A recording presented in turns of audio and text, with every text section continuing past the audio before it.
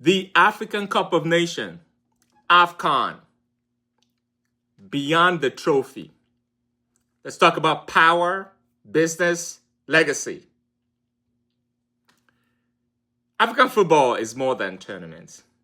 It's a memory, it's migration, it's destination, it's pride carried across oceans, across continents, beyond borders.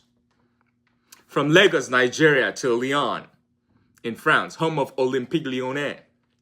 From Dakar, Senegal to Dortmund, Germany, home of Borussia Dortmund. From Cairo, Egypt to Krakow in Poland.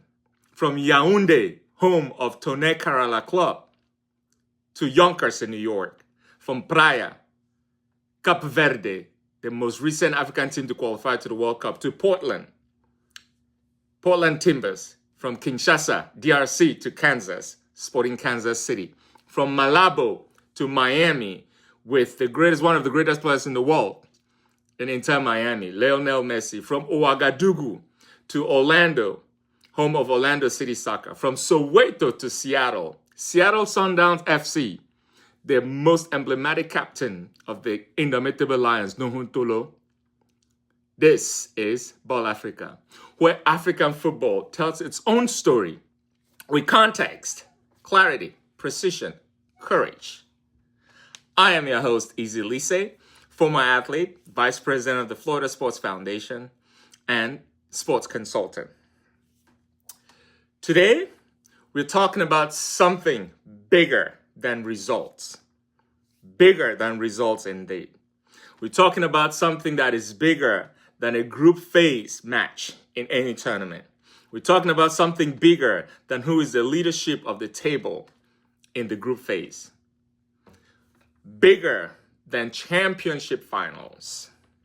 We are talking about AFCON, the African Cup of Nations.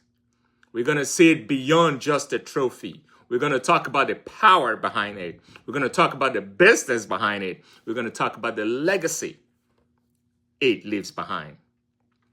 Because the African Cup of Nations is not just a tournament. It's one of the most powerful sporting platforms in the world. Yes, I'm going to repeat that. One of the most powerful sporting events and sporting platforms in the world. However, this can only be that powerful in the case if we treat it as such. We have to give it the importance. We have to give it the significance. We have to give it the big name it is. This is a big cultural jamboree, cultural festival for Africans who are in love with their football. It has to be on a scale. What is that scale? AFCON stands and reaches hundreds of millions of viewers across Africa and across the diaspora. Africans that live outside of the diaspora. North America, South America, Europe, Oceania. These are places where AFCON is watched. It is watched not only by fans, it's watched by governments. It's watched by sponsors. They dial in to watch. Broadcasters dive in to watch. The diaspora community watches it with emotion that borders and engages our spirits. To understand the context of this, you have to culturally belong and know and understand. AFCON isn't just watched. It is felt. It's part of a DNA. It's part of who you are.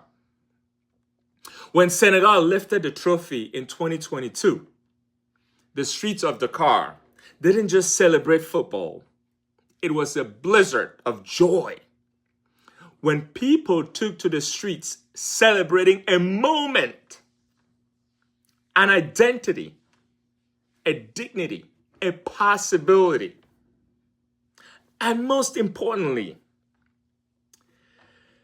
the pride of accomplishment from a very, very long journey.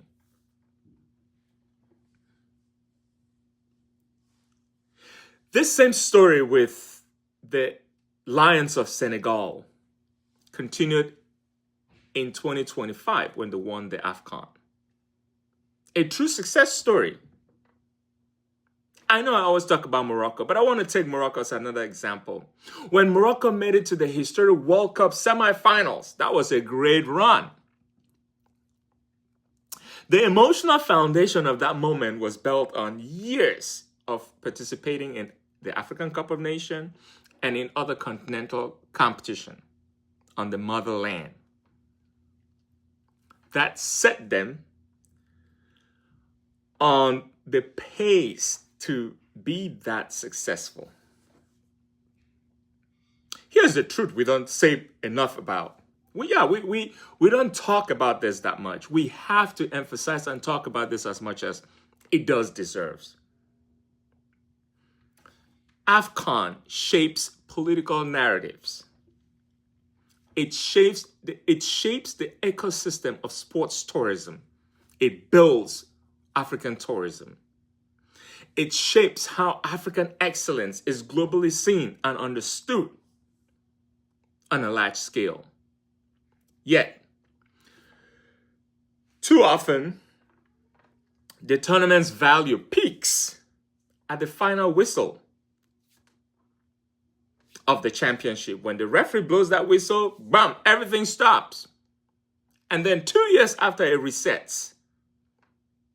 That means that when a tournament ends, a platform should not end. Where we talk about African soccer should not end because the AFCON ended. The platform that continues to tell the story in between AFCON tournaments. Now, let me ask you this. If AFCON commands global attention every 2 years, why isn't African football commanding global attention every second, every minute, every hour, every day, every week, every month, and every year? Why not? I absolutely see no reason why not. It should. It so deserves. Because any sports global properties don't live in moments or live for moments. They live in ecosystems. They live in long-term infrastructure.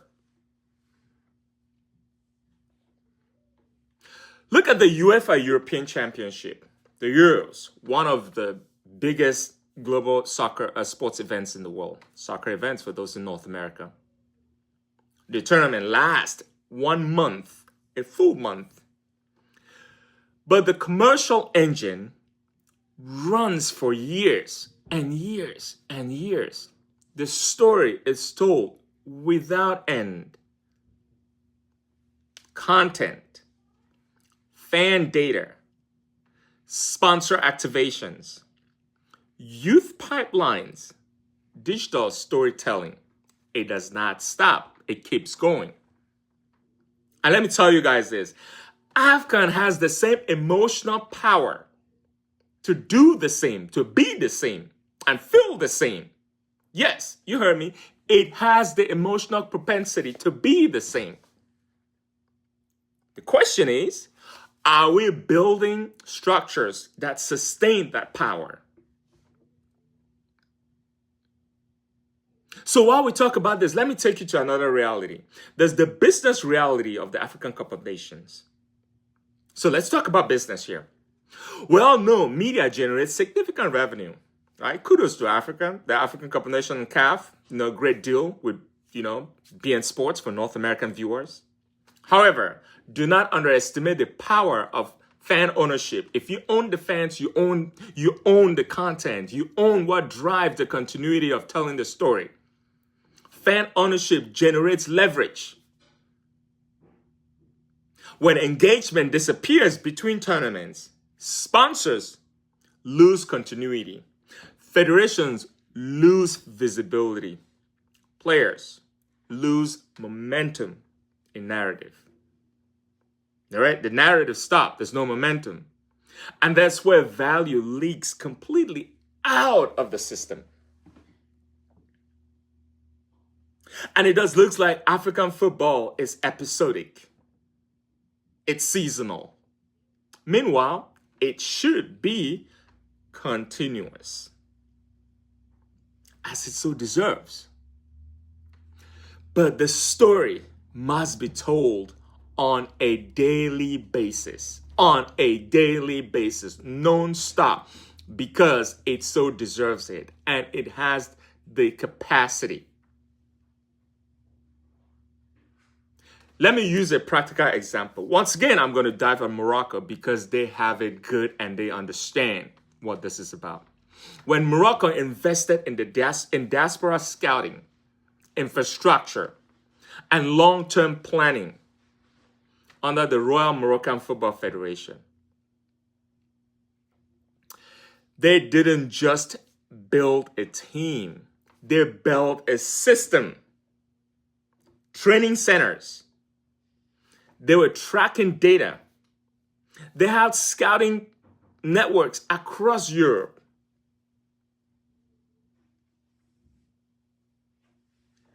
Identity alignment between the Moroccan Federation and their diaspora was very key.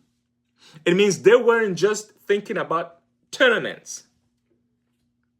They were thinking about platforms. They were thinking about ecosystems. They were thinking about long-term continuity. Let me get to Senegal. These are two top African teams, two top countries that get it. Let me take Senegal again. Senegal invested in the Génération Foot, an academy model. This academy model produced one of Senegal's greatest players ever, Sadio Mane, superhero, one of the most humble players you ever know, greatly talented, helped Senegal to AFCON titles. But more importantly, it created a pipeline, not a lucky moment for Senegal, a great pipeline for continuity. The African Cup of Nations lies in connecting competitions, moments, to year-round storytelling. The flow has to keep going. Year-round fan data engagement, year-round partnerships, year-round identity building. The ability to engage the diaspora fans and bring them to the storytelling. Yes, Africa has a very strong diaspora. This diaspora has to be part of the African football story. Here's a question. If fans only hear from federations during tournaments, what are we building? How are we building loyalty? Are we building loyalty, or are we just renting? It's like we go and rent attention for a moment. Because global sports and global sports properties do not chase attention. They cultivate a sense of belonging. They do not chase a moment. They chase moments and moments and moments and moments. What about legacy and responsibility? AFCON's legacy is not just championships or signature events. In fact, it's not just the AFCON finals. It's not just the WAFCON final, Women's African Cup of Nations. It's not just the African Champions League. It's not just the Women African Champions League finals. It's coaching pathways. How are we creating opportunities for our coaches? It's youth development. What programs do we have in place to build the youth? It's refereeing standards. Are our referees carried along with integrity? It's credibility. It's whether a tournament improves the African football ecosystem.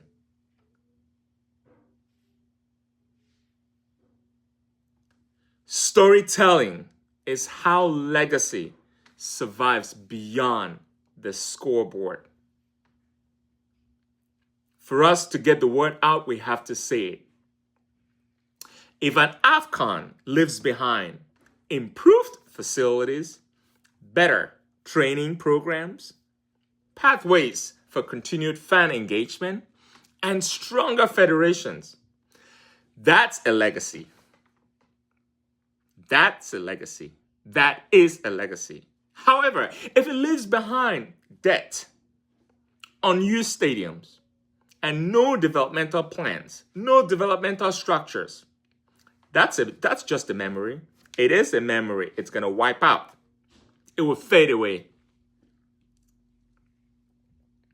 Now, don't get me wrong, because there are some significant administrative efforts that we see by the African Football Confederation. The Confederation of African Football is trying to push now, pushing really hard. We can see by examples. It could be either licensing of the players. The licensing standards are now higher. Infrastructure benchmarks are starting to really be real benchmarks. There's governance reforms in structures. That is great. And thanks to the current president of the Confédération Africaine of the Football, President Patrice Motsepe, and his team at CAF. These aren't just bureaucratic details. These are substantial and long-lasting legacy responsibilities. They are like survivor tools for the credibility of African football.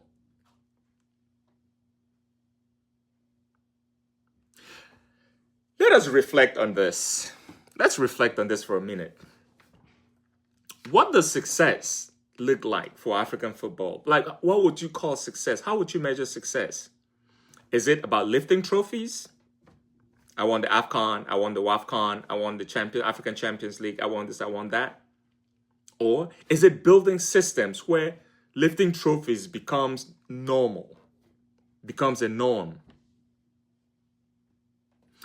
Because legacy isn't built in the finals of a major championship. Legacy is built in the planning rooms, the academy fields, the coaching clinics, the referee clinics, making governance decisions and setting policies that people do not realize and people do not tweet about. People don't see it, they don't tweet about it. That's legacy. Fun fact of the day. Here's our fun fact of the day. Did you know that the 2023 AFCON generated broadcast coverage in 170 countries? Let that sink in. 170 countries. One of the widest global footprints of any continental tournament in Africa.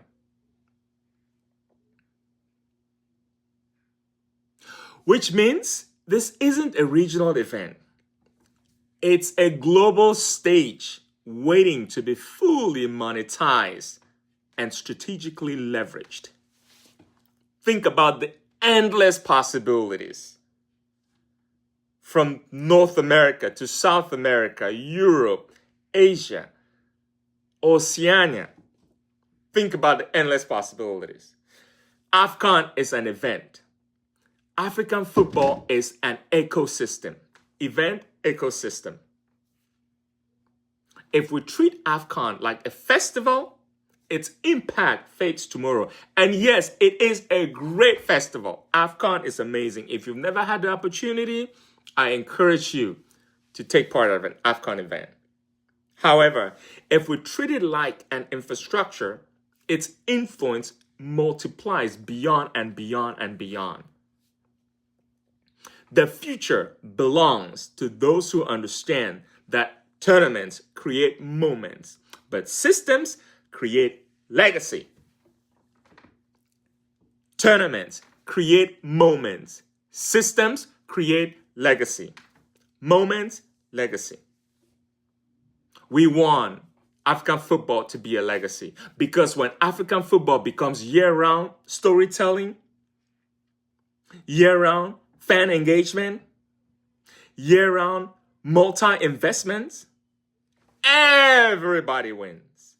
The players grow, federations stabilize, sponsors commit, fans belong, and African football finally operates at the scale its passion deserves, which is super high level, high skill. If this conversation moved you, challenged you, prickled you, made you think, if you like it, if you dislike it, please share and comment. Follow, subscribe to BallAfrica. We are on Spotify, we are on YouTube, we are on Instagram, and we are on X. Because African football deserves ownership of its story. I am Liese, and this is BallAfrica. Until next time, keep your eyes on the ball and your heart in the game. Ciao.